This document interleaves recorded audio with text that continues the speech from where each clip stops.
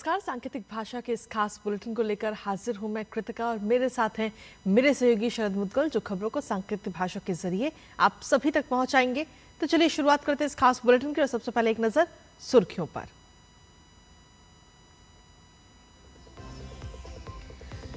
संसद के दोनों सदनों में कई अहम विधायी कार्य सूचीबद्ध। राज्यसभा में ग्रामीण विकास मंत्रालय के कामकाज पर चर्चा और लोकसभा में ओम बिरला के विरुद्ध विपक्ष का अविश्वास प्रस्ताव सूचीबद्ध।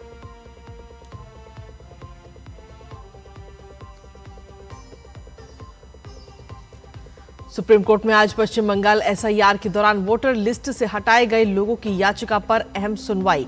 चीफ जस्टिस सूर्यकांत और जस्टिस जॉय माल्या बागची की बेंच करेगी सुनवाई।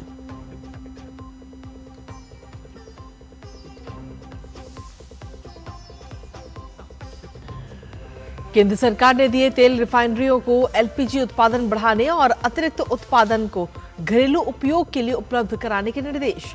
ईंधन आपूर्ति में मौजूदा भू राजनीतिक व्यवधानों के मद्देनजर उठाया गया कदम।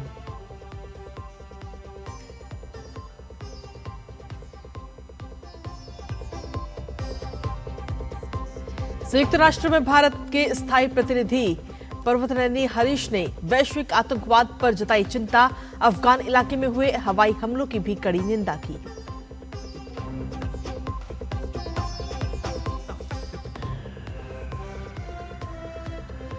और राष्ट्रपति डोनाल्ड ट्रंप का बयान, ईरान के मुद्दे पर अब भी नहीं रुकेगा अमेरिका। कहा, हम जीत गए हैं लेकिन अंतिम जीत अभी बाकी।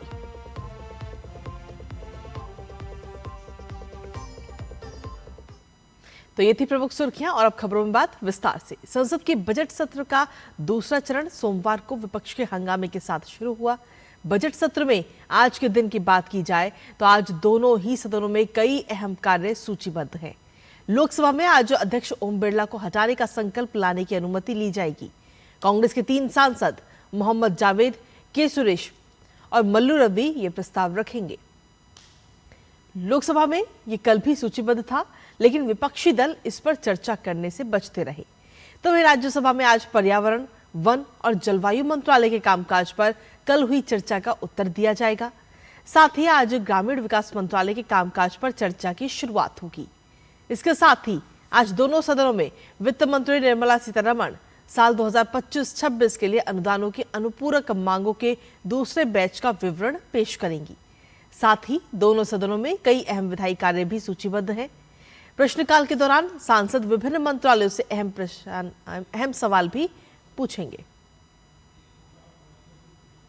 पश्चिम बंगाल में स्पेशल इंटेंसिव रिवीजन के दौरान मतदाता सूची से नाम काटे जाने के खिलाफ दायर याचिका पर सुप्रीम कोर्ट में आज अहम सुनवाई होगी।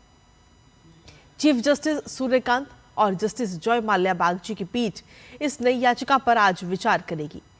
वरिष्ठ वकील मेनका गुरुस्वामी ने कोर्ट के समक्ष दलील दी थी कि जिन पुराने मतदाताओं के नाम काटे गए हैं वो पहले वोट डाल चुके हैं, लेकिन अब उनके दस्तावेज स्वीकार नहीं किए जा रहे। इससे पहले 24 फरवरी को शीर्ष अदालत ने 80 लाख दावों और आपत्तियों को निपटाने के लिए भारी संख्या में अतिरिक्त न्यायिक अधिकारियों को तैनाती की मंजूरी दी थी। और वहीं सोमवार को पश्चिम बंगाल में होने वाले विधानसभा चुनाव से पहले केंद्रीय चुनाव आयोग की फुल बेंच चुनाव तैयारियों का जायजा लेने के लिए कोलकाता पहुंचा था। चुनाव आयोग ने सभी राजनीतिक दलों के प्रतिनिधियों से बैठक कर जहां उनके विचार जाने, तो वहीं शांतिपूर्ण, सुरक्षित और निष्पक्ष तरीके से चुनाव कराने का भरोसा जताया। बैठक में मुख्य चुनाव आयुक्त ज्ञानेश कुमार, चुनाव आयुक्त डॉक्टर सुखबीर सिंह संधू और चुनाव आयुक्त डॉक्टर विवेक जोशी ने कोलकाता में पश्चिम बंगाल के मुख्य निर्वाचन अधिकारी और आयोग के वरिष्ठ अधिकारियों के साथ मान्यता प्राप्त राष्ट्रीय और राज्य स्तरीय राजनीतिक दलों के प्रतिनिधियों के साथ बैठकें की। इस बैठक में विभिन्न राजनीतिक दलों के प्रतिनिधियों से चुनाव संबंधी तैयारियां, व्यवस्थाओं और अन्य महत्वपूर्ण मुद्दों पर चर्चा की गई। इस अवसर पर चुनाव आयोग के अधिकारियों ने राजनीतिक दलों के सुझावों को भी सुना और उन्हें भरोसा दिलाया कि आगामी चुनाव प्रक्रिया को स्वतंत्र, निष्पक्ष और पारदर्शी तरीके से संपन्न कराया जाएगा। हालांकि इससे पश्चिम बंगाल दौरे पर पूरी बेंच के साथ पहुंचे मुख्य चुनाव आयुक्त ज्ञानेश कुमार को भारी विरोध का भी सामना करना पड़ा। टीएमसी कार्यकर्ताओं ने चुनाव आयुक्त के खिलाफ नारे लगाए, उन्हें काले झंडे दिखाए। सीईसी की सुरक्षा में भारी फोर्स तैनात की गई थी। प्रदर्शनकारियों को दूर रखने के लिए बैरिकेड्स भी लगाए गए थे। और वहीं सरकार ने तेल रिफाइनरियों को एलपीजी उत्पादन बढ़ाने और अतिरिक्त उत्पादन को घरेलू उपयोग के लिए उपलब्ध कराने के निर्देश दिए हैं। ये कदम ईंधन आपूर्ति में मौजूदा भू राजनीतिक व्यवधानों और एलपीजी आपूर्ति पर लगी पाबंदियों के मद्देनजर उठाया गया है। इसका एक उद्देश्य देश में एलपीजी सिलेंडर की जमाखोरी और कालाबाजारी पर रोक लगाना भी है। सोशल मीडिया पर पोस्ट में पेट्रोलियम और प्राकृतिक गैस मंत्रालय ने कहा कि सरकार ने घरेलू उपभोक्ताओं के लिए एलपीजी आपूर्ति को प्राथमिकता दी है। साथ ही जमाखोरी और कालाबाजारी को रोकने के लिए सिलेंडर की 2 बुकिंग के बीच का अंतर 21 दिन से बढ़ाकर 25 दिन कर दिया गया है। दरअसल कुछ ऐसे मामले भी सामने आए हैं जहां लोग पहले 55 दिन में एलपीजी सिलेंडर बुक करते थे, उन्होंने अब 15 दिन में ही एलपीजी सिलेंडर बुक करना शुरू कर दिया है।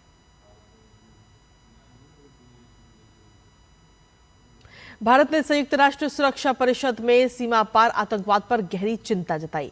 यूएन में भारत के स्थायी प्रतिनिधि पर्वतनैनी हरीश ने कहा कि आतंकवाद एक वैश्विक खतरा है और इसे रोकने के लिए अंतर्राष्ट्रीय समुदाय को मिलकर काम करना होगा। पर्वतनैनी हरीश ने अफगान इलाके पर एयर स्ट्राइक की कड़ी निंदा की। उन्होंने कहा कि एक तरफ अंतर्राष्ट्रीय कानून और इस्लामी एकता के ऊंचे सिद्धांतों की बात करना और दूसरी तरफ रमजान के पवित्र महीने में बेरहमी से एयर स्ट्राइक करना, जिसमें बेगुनाह आम लोग मारे गए हैं, एक दिखावा है।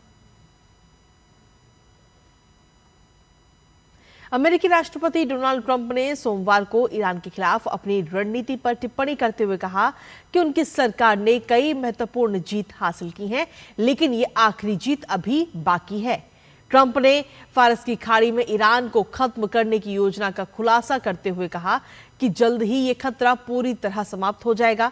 ईरान के खिलाफ अमेरिका की कार्रवाई को लेकर ट्रंप ने कहा कि ईरान की मिसाइल और ड्रोन क्षमता को पूरी तरह से नष्ट किया जा चुका है और उसके पास अब बहुत कम लॉन्चर बच गए हैं।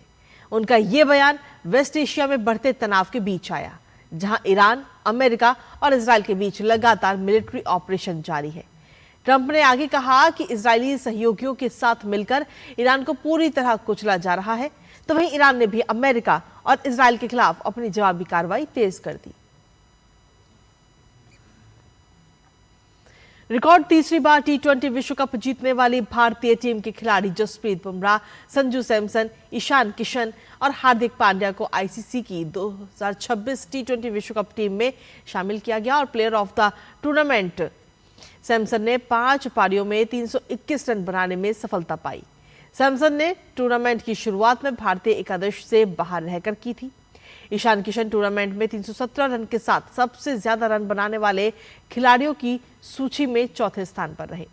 उन्होंने 193.23 की स्ट्राइक रेट से बल्लेबाजी करते हुए टीम के शीर्ष क्रम को मजबूत किया। हार्दिक पांड्या इस सूची में शामिल होने वाले तीसरे भारतीय खिलाड़ी हैं। इस हरफनमौला खिलाड़ी को बल्ले और गेंद दोनों से योगदान के लिए सम्मानित भी किया गया।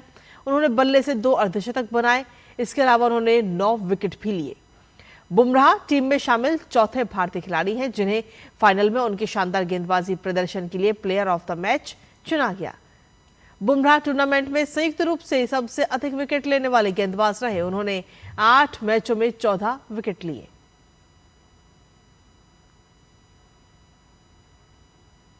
और इसी के साथ फिलहाल सांकेतिक भाषा के इस खास बुलेटिन में मुझे, मेरे सहयोगी शरद मुदगल और हमारी टीम को दीजिए अनुमति। नमस्कार।